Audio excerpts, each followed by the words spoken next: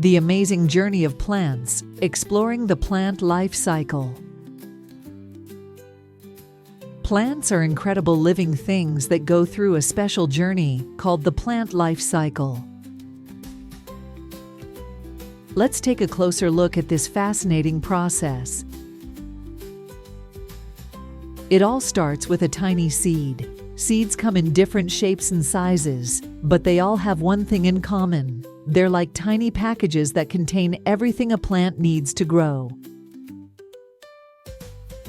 When a seed gets enough water, sunlight, and soil, it starts to sprout.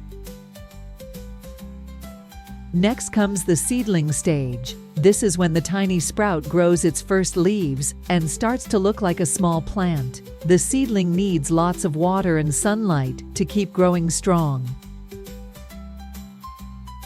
As the plant grows, it enters the next stage called maturity. This is when it becomes a fully grown plant and starts to produce flowers.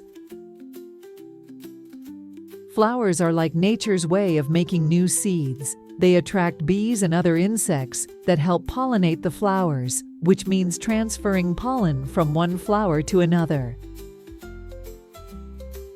Once the flowers are pollinated, they start to produce seeds. These seeds will eventually fall to the ground and start the cycle all over again. But the plant life cycle doesn't stop there. Some plants, like annuals, complete their life cycle in just 1 year. Others, like perennials, can live for many years and go through the cycle again and again.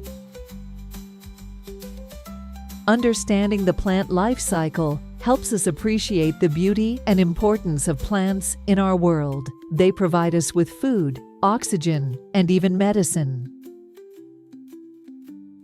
So the next time you see a plant growing, remember the amazing journey it's been through. From a tiny seed to a beautiful flower or a delicious fruit, it's all part of the incredible plant life cycle.